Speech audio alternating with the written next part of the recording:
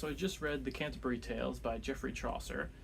So Chaucer lived and wrote in the 14th century in England, which is a very fascinating period of history for England. I mean, the Black Death. Chaucer lived through the Black Death, the Peasants' Revolt, the 100 Years' War. Obviously not the whole of the 100 Years' War, but Chaucer, I don't know if he fought in it, but he was captured by the French, and at one point the King of England himself paid the ransom for Chaucer to be ransomed. So, he was an influential figure. He wasn't of the nobility, which is really interesting, and comes into some of his writings about nobility and what it means to be noble. But he certainly sort of made his way up in society. And the 14th century was a very, I guess, time of upheaval. Things got shaken up with, especially the Black Death, when like a third to a half of the population is dead. Like, things are going to change, and so that's the sort of the setting for this book. The Canterbury Tales are a series of, I think there's 20 or so that got written. This is just a selection that only has 9 of the tales in it. But if my math is right, I think he intended it to be something like 120 different stories. But he died in 1400 before he could finish it. So our narrator, who is sort of a fictionalized version of Chaucer himself, tells us that he is going on pilgrimage to Canterbury, to the shrine of St. Thomas Becket. And he's at an inn in London called the Tabard Inn, and there are 29 other people there who are also going to Canterbury on pilgrimage. And so he chats with all of them, gets to know them, and they're like, hey, come along with us, we're all gonna go. This is great. So they're all pumped up, they're all ready to go, and the host, the innkeeper, says to them, wow, you guys are great. What a great bunch of people. You know what? I'm coming with you guys to Canterbury. I'll pay my own way, it'll be great, but I have an idea. How about we have a bit of a competition on the way to Canterbury, and on the way back, everyone will tell 2 stories there and 2 stories back. And by the time we come back after the pilgrimage, we'll have a bit of a vote and see or I don't think they'll have a vote. I think the hosts will decide who told the best story, and then that person, everyone will pitch in and buy them a dinner. And everyone's like, yeah, cool, what a great idea. That way, like, we'll have something to do on the way there and back. We'll sort of make up for the monotony of travel and whatnot. And so that's the story of this book, is these pilgrims on their way to Canterbury and all these tales that they tell. This edition has 9 of those stories of the 20-some that actually got written. This edition is also, it's like a Loeb classic. It has, on the left-hand side, the original text, and on the right-hand side, the modern English translation. So this was written in Middle English, which I find fascinating. It was written almost 650 years ago, so it's understandable that it's in a sort of almost a different language.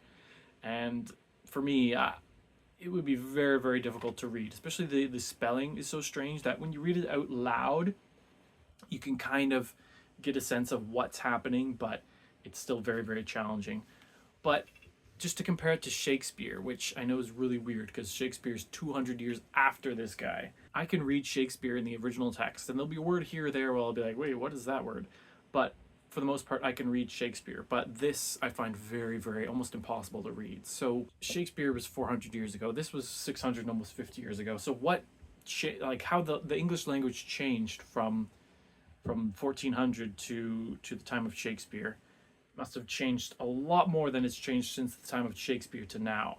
And just off the top of my head, I would guess that's from the printing press and more things being written in English versus Latin, which this is one of the first things written in the vernacular vulgar English. So I guess during those during those 2 centuries, English was sort of standardized into, and then maybe Shakespeare sort of standardized it.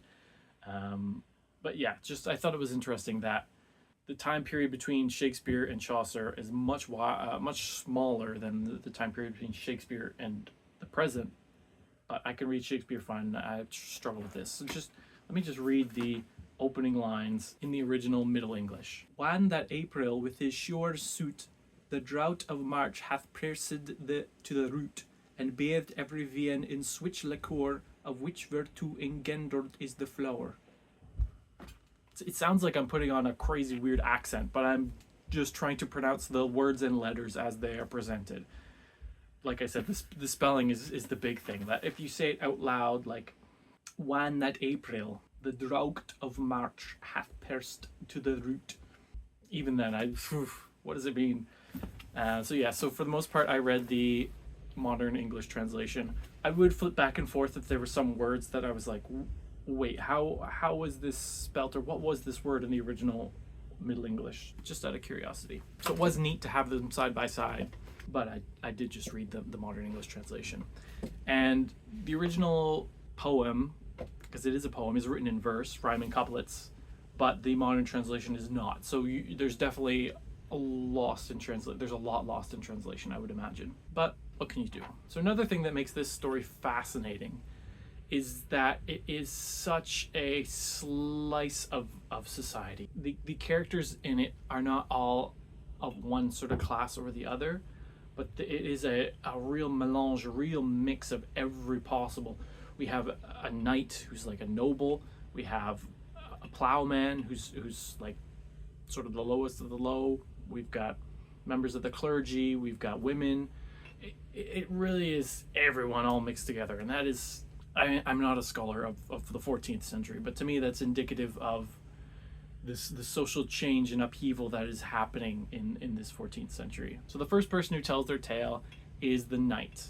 Now the knight he's gone on crusades. He's very noble and honorable and just the ideal knight. So his tale, the knight's tale, takes place in Athens at the court of the Duke Theseus of Athens in ancient Greece. Much like the later A Midsummer's Night's Dream by Shakespeare. Now, it's set in ancient Greece, but there's a lot of anachronisms and a lot of things that make it seem like 14th century England, but in Greece. Like there's a tournament, there's knights, the armor and weapons, and a lot of the stuff described, it's like, this is 14th century England, but I guess it's still set in supposedly ancient Greece. And there's a lot of weird things, like they make reference to the death of Caesar and Mark Antony and Nero, but then it says like, even though these things haven't happened yet, but the gods could tell that they were coming because it was such a big deal, sort of thing. So like, this is like centuries before those characters even lived, but they're mentioned in this story.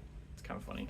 So Theseus, he conquers Scythia. He brings back his wife Hippolyta, which if you conquer a place and then the queen of that place that you conquered became your wife, probably it wasn't willingly. And poor Hippolyta, she has a younger sister in this called Emily. And on their way back to Athens, they come across these women who are really distraught. And Theseus is like, what's wrong with you? And they're like, our husbands were the nobles and kings of Thebes, this nearby city, and they've been killed and overthrown. There's been some sort of revolution in Thebes.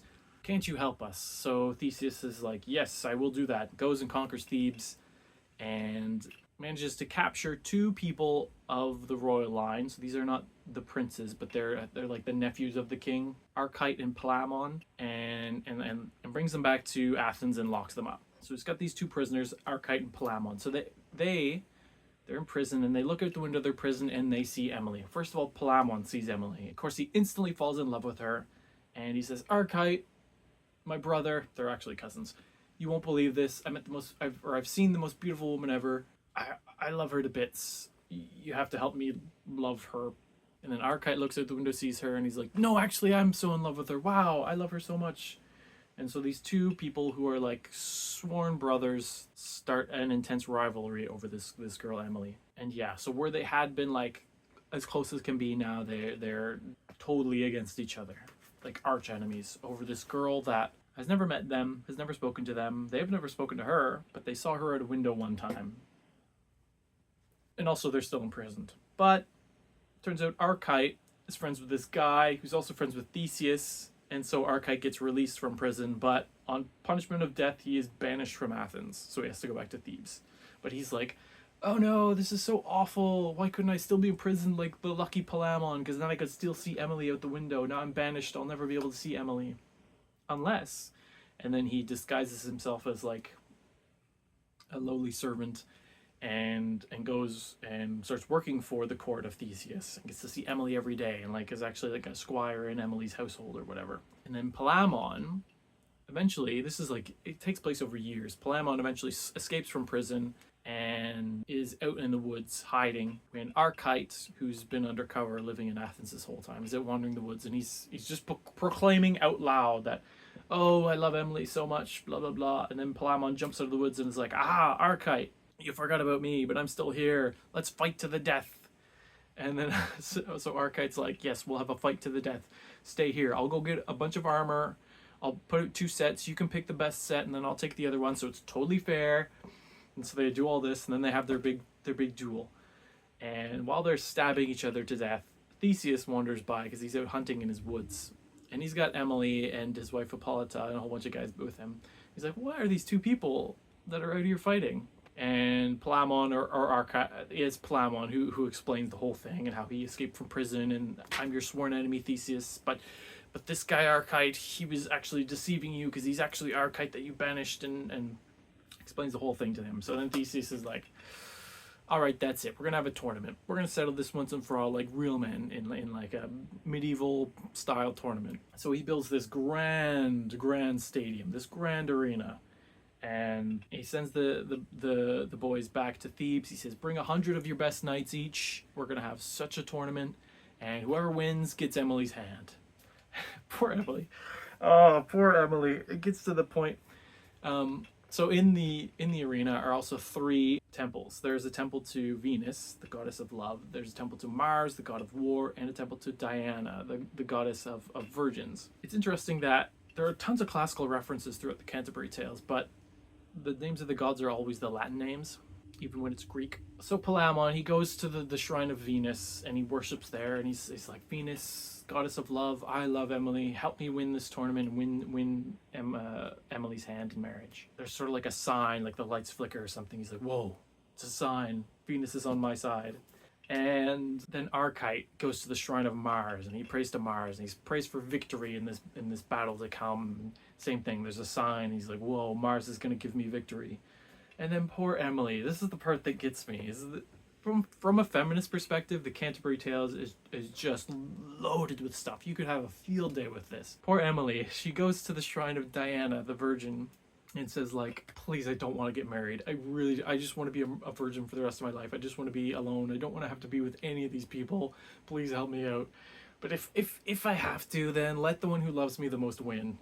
It's just like, it's neat that we actually get her perspective in this. And it's almost kind of a satire on how women in these sort of tales or girls have no voice and no say in any of it. But in this, she gets her say, and her say is like, please leave me alone. And then the god Diana actually shows up in physical form to her and is like, no, sorry, girl, you have to get married. It's like written in the fates. You are getting married. Tough, deal with it. And so the gods are sort of interfering, and we have Saturn who's talking to Venus, and how Mars will get victory, but Venus will still win out. And anyways, when the day of the battle comes, Archite is victorious. So the champion of Mars, he actually gets victory. So Mars sort of gave him victory. But as he's celebrating his victory, he sort of gets thrown a bit from his horse, and he smashes his chest into the saddle and causes some internal bleeding or whatever, and eventually he dies. So Palamon's distraught that his brothers died. Emily's distraught that her husbands died, even though like there was no marriage ceremony, but I guess technically they were married because he won. And then Theseus is like, no, guys, come here. I got this figured out. So you still love her. She doesn't have a husband anymore. You 2 get married. Boom, issue solved. And that's how it ends, is that poor Emily had to marry both of them. But in that way, Venus is granting Palamon his wife. So Venus and Mars both grant their champions victory, as it were. And then at the end of it, there's sort of a long spiel about death and about how everyone dies at some point, and there's no sense in worrying about it. And yeah, I imagine society's opinion on death would have greatly changed in the second half of the 14th century after the Black Death had wiped out so many people. Like, I imagine society would have had a very interesting relationship with death, being so utterly surrounded by it, and it coming at any given time. Anyways, that was The Knight's Tale. It was probably the longest one, very, very long one. And this video is going to be very, very long, I'm sure, because we've got 8 more stories to tell. So next, the host says like, okay, Knight, thank you for your tale. Now we're going to hear a tale from the monk. I think it's the monk.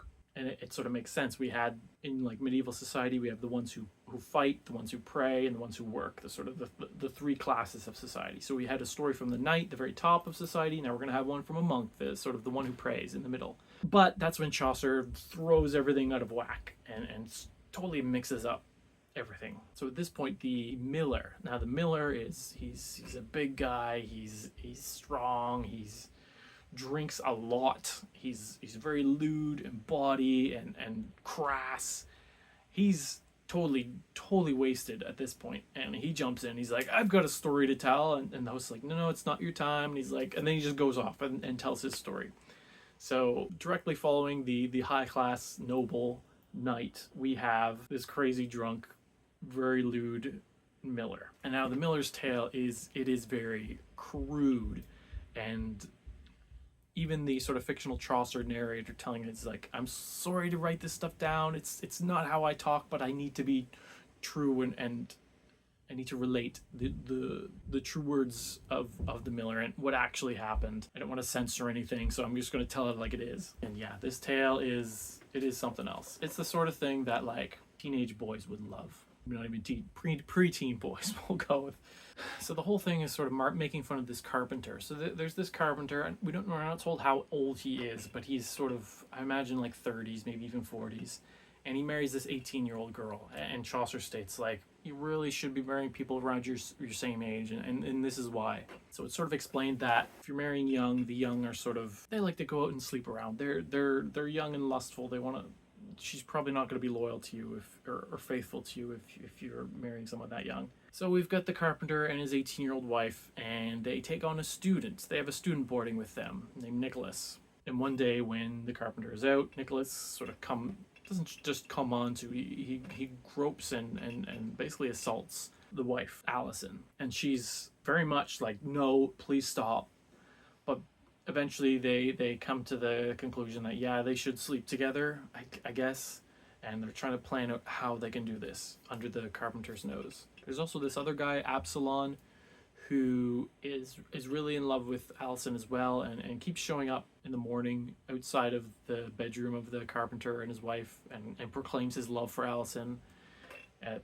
But the authors, or the miller who's telling the story, says that people will often choose the love nearby rather than the love far away, which I think is a true psychological phenomenon, that you're going to be more likely to be attracted by people that you're constantly seeing and being surrounded by, rather than someone who lives far away and you see less often.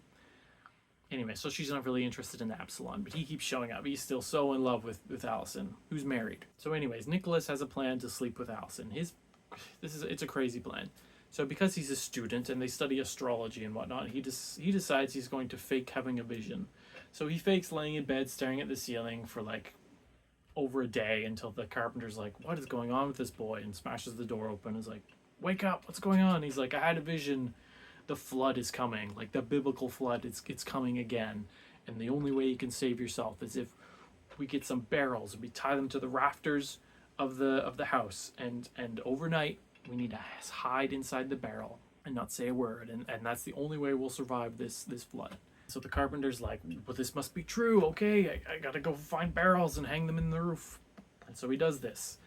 And the night comes, and he goes inside the barrel, and he's got a barrel for his wife and a barrel for Nicholas. But guess what? Nicholas and Allison actually go into the carpenter's bed and just spend the night there, making love. While the carpenter's like, because he's exhausted from rushing around, he just passes out in his barrel and sleeps through the whole thing. So come morning, now I'm talking early morning, it's still pitch black out. A lot of these stories take place and are sort of funny because of the things that happen, because it's dark and you can't actually see.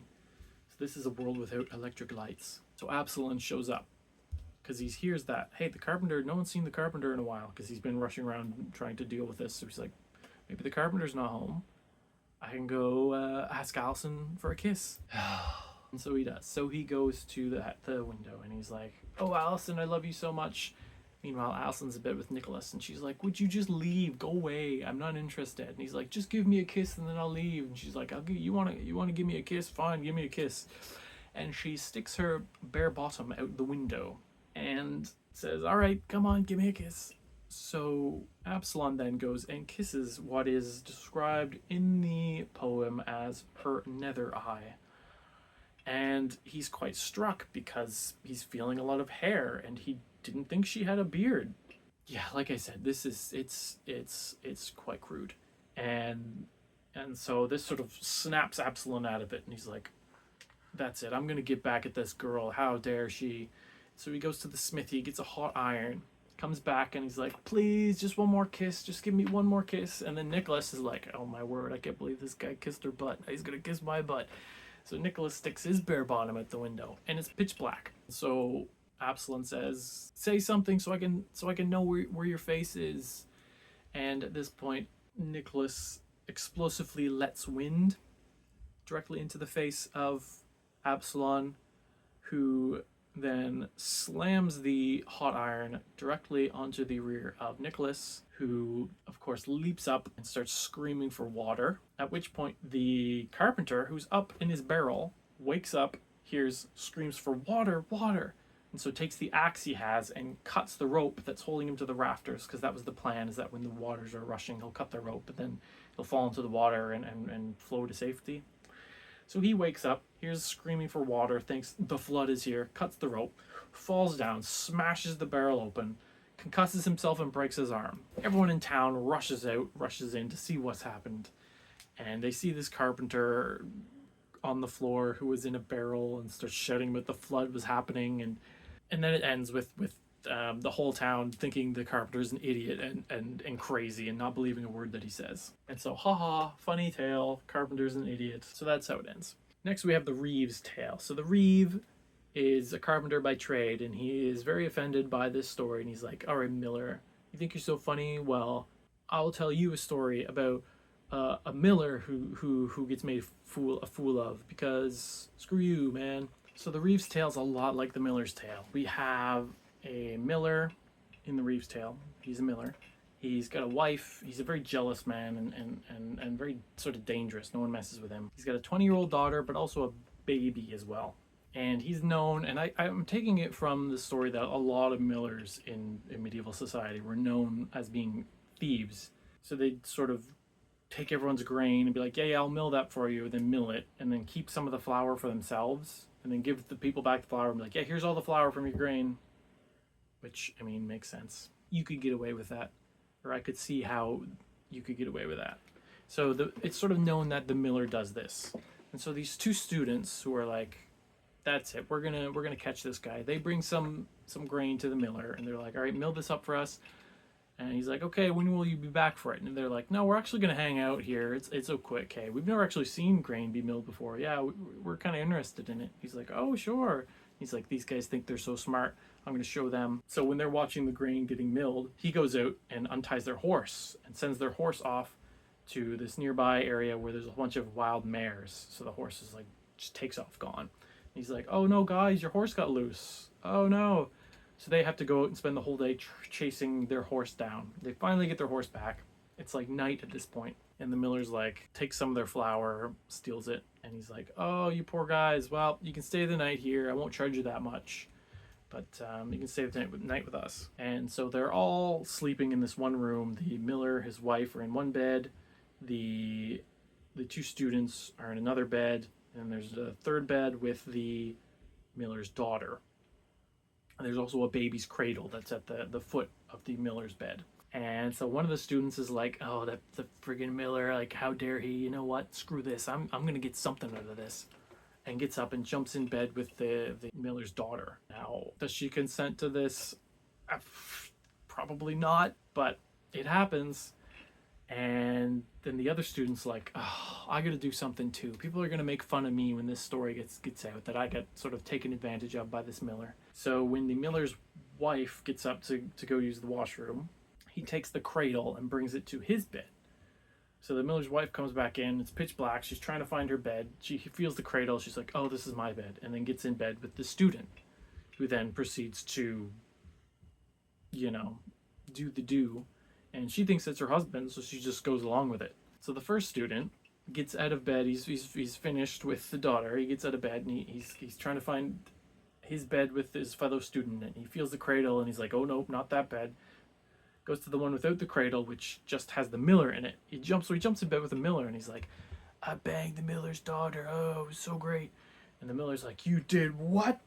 And of course, jumps up, and there's like a big fight, and then the miller's wife jumps up at a bed and chaos, and the miller's wife grabs a stick, and she's looking for the student to hit on the head. She knows the student has a white hat, and she can just make out something sort of white, which she smashes. Turns out to be the miller's head because he's bald. So the miller falls over dead. The two boys take off. The miller's daughter tells them, it must have been consensual, because the miller's daughter's like, hey, the grain you stole, I know where it is, or the flour that was stolen from you, it's behind the mill. Go grab it on your way out. So the two boys manage to sleep with the miller's daughter and wife, get all their flour, and take off. Ha ha ha, the miller's such a fool. So those are our two sort of big satirical tales. The miller's tale about a carpenter and the Reeve's tale about a miller. Next we have the wife of Bath's tale. So this is interesting.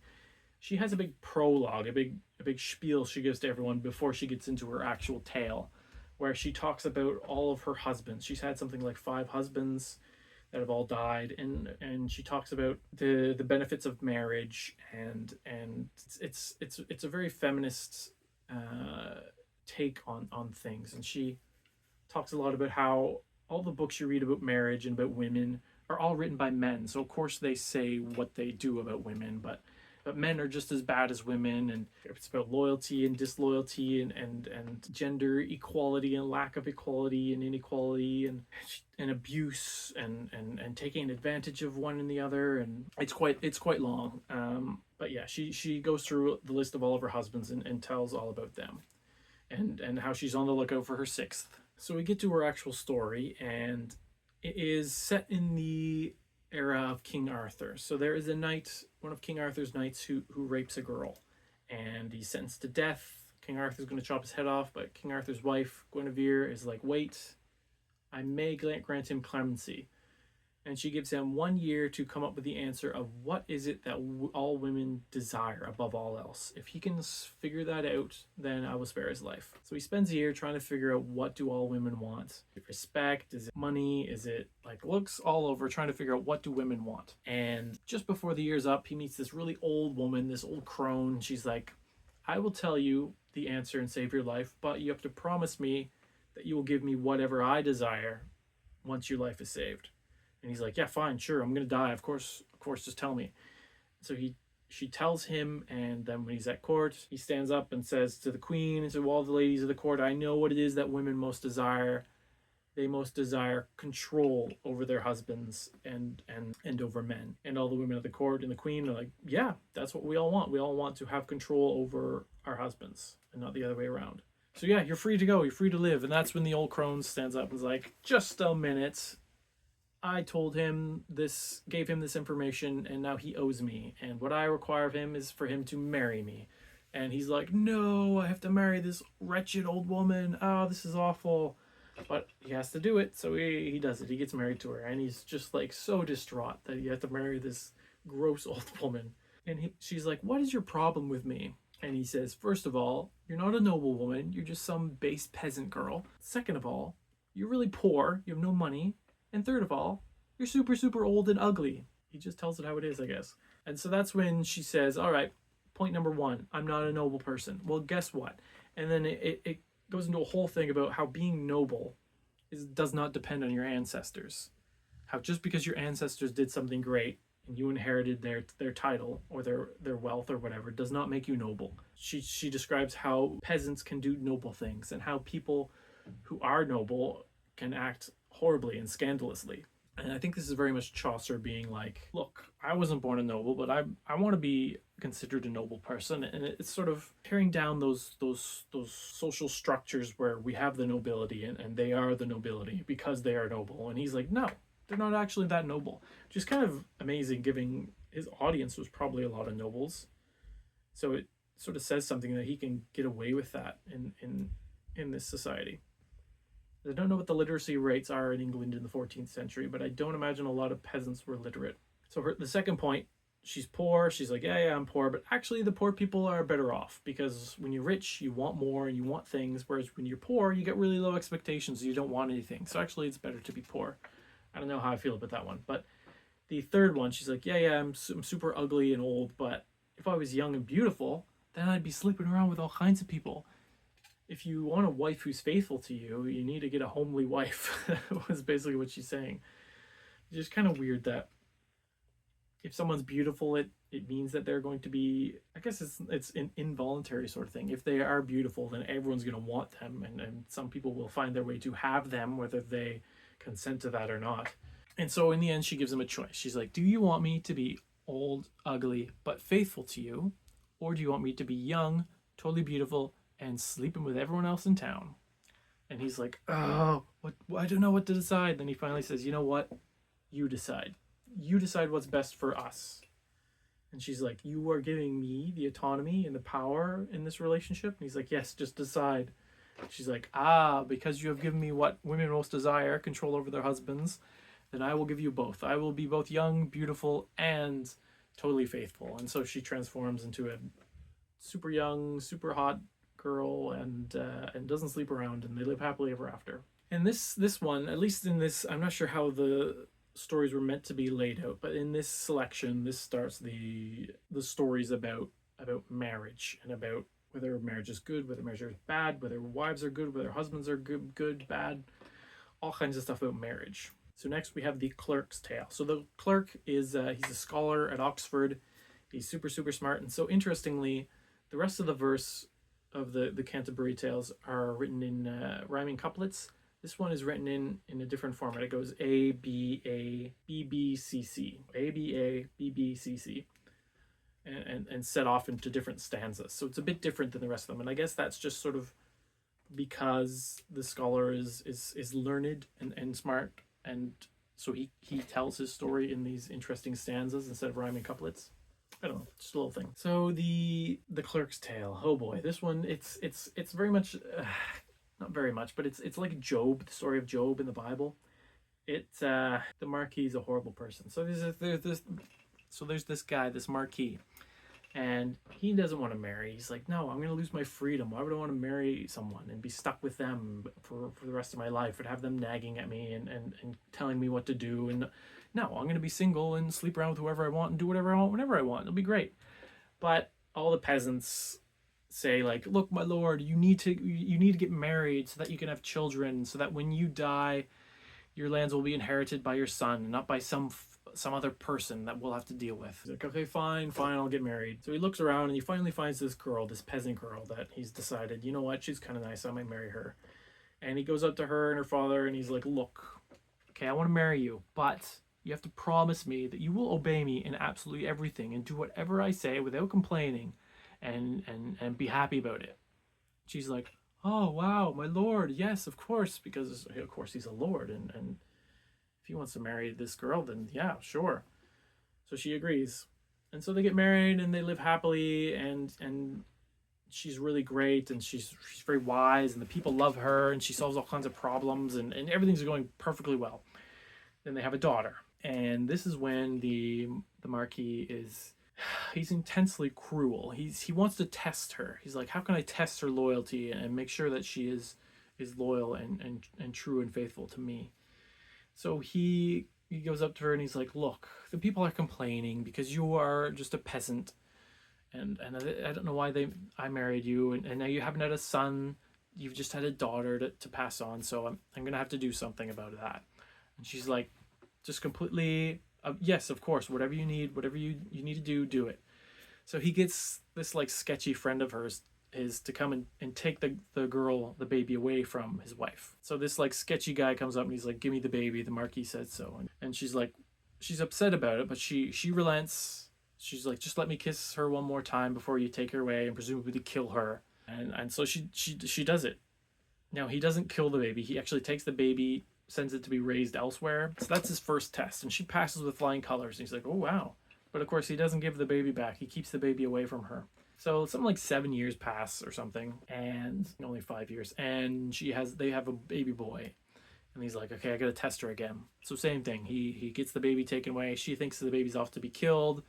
She goes along with it. She's like, if this is what you want, like, we are your property to be used as you wish, so do whatever you need to do. So he takes the baby away, sends it with its sister to be raised. And then another 7 years, I think this is when 7 years go by, and he goes to his wife and he's like, look, you are just a peasant girl. This has been fun, but I need to get an actual wife. So you're gonna have to go back to your father and live a peasant life, and I'm gonna get a new wife in, okay?" And she's like, "Oh, thank you so much. I'm just so grateful that I was able to spend the time with you in your palace, and this has just been so great. So yeah, I'll go back with my father, but I won't marry anyone else or sleep with anyone else because you still technically like were my husband. I'll just live as if I'm a widow." And so she again passes with flying colors. And so he has this new girl that's going to be brought in to be his wife, this 12-year-old girl who is his daughter. So he's actually bringing his daughter and her younger brother, his son, bringing them back, and but under the guise that this is his new wife. So he goes to his wife. Her name's Giselda, and he says, "Giselda, she's back living with her father. He's like, you know how to arrange things, and you know what I like. So can you come back to the palace and just as like a servant, and just sort of set everything up for this wedding for me, please?" She's like, "Oh yes, of course, my lord, whatever you want." So she goes to the palace and she gets everything ready for the wedding and for these two her children she doesn't know that are coming back. And when she meets them, of course she doesn't speak to them because she's just a servant, but she's as kind and courteous and just wants them to be happy, and she's not at all jealous or upset or tries to ruin anything. And that's when the Marquis finally like, okay, these 3 tests she has passed with flying colors. She has done everything I asked and has not complained. And so he tells her, "Look, you're still my wife. You're never not going to be my wife. These 2 people who are coming, they're actually our children. They didn't die. Let's all live happily ever after." And she's overcome with joy, and yes, they all live happily ever after. So like I said, it's very much a Job sort of story where it's supposed to teach you to endure the very worst and not to complain and try to get through things in life that are rough. But also, I think the moral of the story is, don't be like Giselda. Don't put up with this sort of stuff from a husband. If you're being taken advantage like this, you need to stand up for yourself. That guy's an awful dude. So that's the Clerk's Tale. Next up, we have another one in the sort of same vein, the merit of marriage. This is the Merchant's Tale. So in this one, again, we have an old knight he's 60 years old. He's never married, much like the Marquis in the last one. He likes his freedom. He likes doing whatever he wants. He's like, why would I ever get married? But he's 60 now, and he's like, I'm old. I should probably just get married. So he talks with his friends about it. He's like, look, I need someone young. She's got to be no older than 20. Certainly not an old 30-year-old. Ugh. Which, like, he's 60, yikes. And so he finally finds this girl, May. Now, his name's January, and he's married this 20-year-old named May. And I wonder if the names are like January, like old winter, he's 60 years old. May, like the first fresh spring, she's only 20. So they get married. But January, the knight, has this squire who is really in love with May. This seems to be a running theme, is that there's always another man who's in love with the married woman. It's never a woman who's in love with the married man and trying to pull him away from his wife. It's always the other way around. But what can you do? She's married. At one point, because he's so freaking old, January the knight goes blind. And he's blind, but he's kind of worried that May's going to cheat on him because she's 20 and he's 60. So he sort of hauls her around everywhere with him. Now they have this garden that no one goes into the garden but them. They go into the garden and make sweet, sweet love all the time. And May manages to get a secret copy of the key and gives it to the squire, because she's found out that the squire is into her, and she's like, well, yeah, I'd rather be with the squire than the 60-year-old man. And so their plan is that the squire is going to hide up in a tree in the garden, and so he does. And so when they're in the garden, May says to her husband January, hey, can you boost me up into this tree? I want to get some pears up there. He's like, yeah, sure, whatever. So she climbs up into the tree and instantly like literally instantly starts doing it with the squire. And at this point we have the gods interfering again. So we got Pluto and his wife Proserpina are sort of sitting nearby with popcorn watching this all happen. So Pluto's like, look, I'm gonna sort this right out. I'm gonna give this January, I'm gonna give him his sight back so we can see that he's being cheated on and what's going on. And Proserpina, his wife, is like, oh yeah, well, I'm going to give the woman and all women after this the ability to deceive their husbands and get away with it. So he gets his vision back. He looks up, he sees what's happening in this tree, and he's like, what are you doing? At which point the squire takes off, and May gets down from the tree, and she's like, what? What do you mean? He's like, we were just, like, doing it with my squire. And she's like, no, it wasn't. I was not. How dare you? Like, you just got your vision back. You obviously were seeing things. Is like, it's not true. It's not real. Like, whatever, like, you got your vision back, great, let's celebrate. And yeah, totally blatantly lies to him, and he believes her and goes along with it. And that's how it ends. So what the heck's the moral of that story?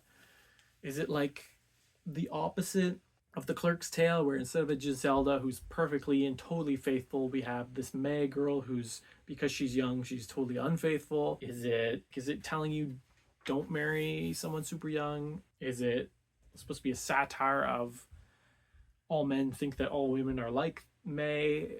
Or is it that some women are like May? Or is it just that, yeah, you should never get married because you're going to get cheated on? I don't know. I don't know what that one was all about. So 3 left. So next we have the Franklin's Tale. So this story is an interesting one. So it's another marriage related one. So we have this knight and this woman, and they get married, and they're great for each other. They live happily. They're very in love. Everything's fine. But of course there is a man who is also in love with the woman, and he tells her, like, please, I'm so in love with you, like, can't we just, like, get married or do something or leave your husband? And she's like, no, I could never be unfaithful to my husband, like, I love him so much, like, sorry, dude. She's like, the only way I'd ever be with you is if you could somehow remove all the rocks from the coast of Brittany. So this story takes place in Brittany. So it sort of sets an impossible task for him. She's like, if you could do that, then I'd be with you. But, like, there's no way, man. Like, I love my husband so much. And so he's like, oh no, what can I do? But he sort of knows of this, like, magician, illusionist.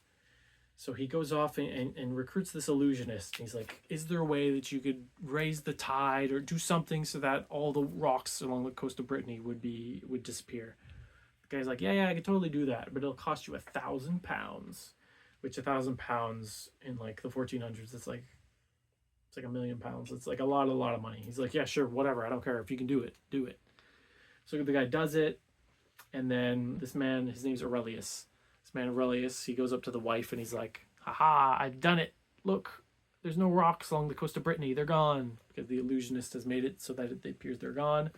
And she's like totally distraught. Like, oh no, I promised I would be with this guy. What am I going to do? And she's like, the only way out is suicide. She's like, I can't betray my husband, but I cannot break my promise either. My word is my bond. Like, my only way out is to die. She's like tearful, but she's coming to this realization that this is her only out.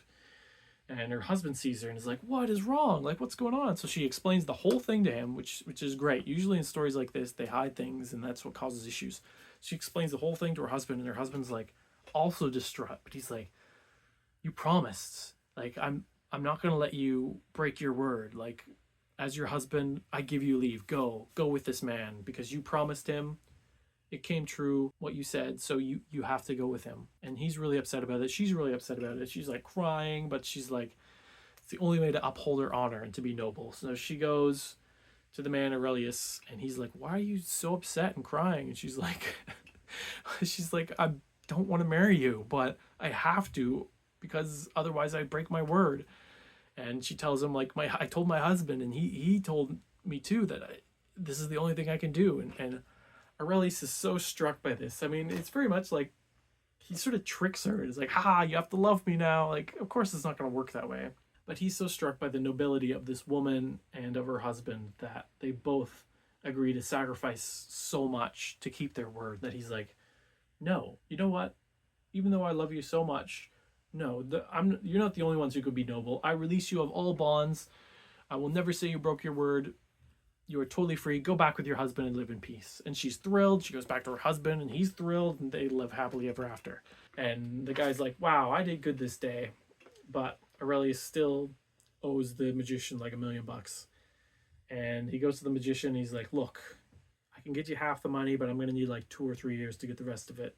Otherwise, I'll have to like sell everything and become a beggar. And the guy's like, yeah, sure, I don't mind. But it worked, right? Like, you got the girl, and he explains to her, no, they were so noble, I couldn't go along with it. And so then the magician's like, you know what? You're not the only one who can be noble. I release you of your debt. You don't have to pay me anything. Go in peace. And that's how it ends. So everyone lives happily ever after. Totally like perfect story where nothing goes wrong. This was one of my favorite ones. Like, everyone just acts totally nobly. And at the end of the story, it's like, but who was the most generous? I would think that the husband was the most generous, the one who, in order to uphold his wife's honor, agrees to let her go, even though he intensely loves her. Like, to me, that he's the biggest one. That, and if he wouldn't have made that first step, then everything would have gone horribly wrong. But yeah, so that's the Franklin's Tale. Next up, the Pardoner's Tale. This one's crazy because he's the pardoner. He's a guy that works for the church and goes around selling these indulgences or these pardons. So basically, for money, he will forgive you of your sins and grant you the ability to escape purgatory and get to heaven quicker. He also has a bunch of relics that are not really real relics that he'll sell on the cheap. So he's basically a scam artist that using the church and his position in it to make a lot of money. And his whole prologue before he tells the story is basically straight out saying like, yeah, I scammed the heck out of people and I'm making so much money for it, and I'm like a horrible, evil person. Which is really weird that he's very honest about that. But again, from Chaucer's writing, it feels like much like Miller's, it's sort of understood that these pardoners are just sort of scam artists that take advantage of people. So the pardoner, after he talks about how evil he is, he goes on a big sort of, not rant, but he talks about the evils of lust, of avarice, of gambling, and of betting and swearing, and sort of preaches a whole sermon on the deadly sins, until he finally gets to his story. So his story is really cool. It's these three men. They're like really close brothers, but they hang out at inns all day, just drinking and cursing and swearing and just being like rough dudes. They see a coffin go by and they're like, who was that? And then someone's like, oh, that was so and so, one of their friends. And they're like really upset. One of their friends died, and it turns out that a lot of people in this village are dying. And this feels to me like sort of Black Death era. So they're just so upset. They're like really drunk, but they're like, oh, why does Death keep taking all these people from us? You know what? We're gonna go kill Death. Yeah, let's go kill Death. Like, he's killing everyone in that village. We're gonna head over to that village. We're gonna find Death, and we're gonna kill him before he can kill anyone else. So they all head out, and they come across this old man, and they're like, hey, old man, you look like you should have died years ago. What's wrong with you? You're so old and ugly. And he's like, why are you being so rude? And they're like, we're after Death. I bet you know about Death. Where's Death? Where can we find Death? We're trying to get rid of Death. And the guy's like, hey, you guys want to find Death? Well, up the road, see that oak tree? Yeah, underneath that oak tree, that's where you'll find Death. And they're like, oh, okay, cool. And then they head up to the tree, and underneath the tree is tons and tons of gold. Like, so much gold. And they immediately forget everything about Death. And they're like, whoa, look at all this gold. It's ours now. We're rich. We're going to be so rich. We can do whatever we want. They're like, well, we can't start transporting it back home now in the middle of the day. People will think we stole it or something. So we'll have to wait for night. So we're gonna have to draw straws, and whoever draws the short straw, they'll go back to town and get a bunch of food for us so we can camp out here until night. So they do that, and the one guy, he heads off to town to get some food for them. Now the other two are like, hey, I got a plan. When this guy comes back, we'll kill him, and then we'll only have to split the gold 2 ways. Then we get more gold. They're like, yeah, let's do that. Meanwhile, the guy who went back to town's like, what if I killed those two, and then I get all the gold? So he gets a bunch of poison and poisons all the wine. So he heads back. The other two, of course, jump and kill him. They're like, woo, we killed him. They drink the wine. It's poison. They die. So they've all died. And thus, they have found Death underneath the tree. Really short one, but probably my favorite tale of all of these. So finally, we have the Nun's Priest's Tale. Which, I know, sounds weird, but there's a nun that's traveling, and she has some priests that are traveling with her as well. So this is one of those priests' story. So it's about a rooster and a hen. So there's this rooster. He's got a whole bunch of hens. He's like the best rooster ever. He sings so well. He always crows at the appropriate time, and he's just great. He has this dream that a fox kills him, and he wakes up and he's like, oh man, hey hen, I had this dream that this fox killed me. She's like, it's just a dream. Come on, get over it. Everyone knows dreams aren't real. And then he gives a whole bunch of examples of stories where people either did not heed or should have heeded dreams because they were sort of portents of impending death. But he's like, yeah, okay, whatever. So they jump down from the rafters, and they're out on the yard, and they run into a fox, and the rooster's really scared. But the fox is like, no, chill out, man. I'm not here to hurt you. I heard so much about your voice, and you're supposed to be like this wonderful, great singer. And it's like, could you possibly just sing for me? I just want to see if the tales are true, if you're really as good as everyone says you are. So the rooster's like, oh, I'm being flattered. Okay, fine, I'll let my guard down and sing for you. And as soon as he does, the fox pounces, grabs him, and runs off to the woods. And the hens all freak out, and the people who own the farm and everyone in town hears that this rooster's been stolen, so they all start charging into the forest to catch this fox. But the fox is faster, and he manages to get to the forest and basically escapes. But as he does, the rooster's like, hey, you should like stop and turn around and brag to all these people, like, hey, you can't catch me, I made it, you guys suck. The fox is like, yeah, I should do that. And as soon as the fox opens his mouth, of course, the rooster is free. The rooster flies up to the top of a tree and is like, ha, gotcha, and manages to escape the fox's grasp. So, very elementary tale. Don't give in to flattery. Don't let people flatter you. And also, know when to keep your mouth shut. It's the morals of that story. So that was the Nun's Priest's Tale. So finally, we've come to the end. Those were all of the tales of Canterbury in this selection. Now, if I were the host and I were judging these, I would have to give it to the Pardoner. As evil as he is, his story about the three men finding death, I thought was really, really good, really cool. Yeah, just really worth reading. Really cool insight into 14th century England and gender relations and marriage, especially. I mean, a lot of that. But just really cool to see some really early English literature. So that was Chaucer's The Canterbury Tales.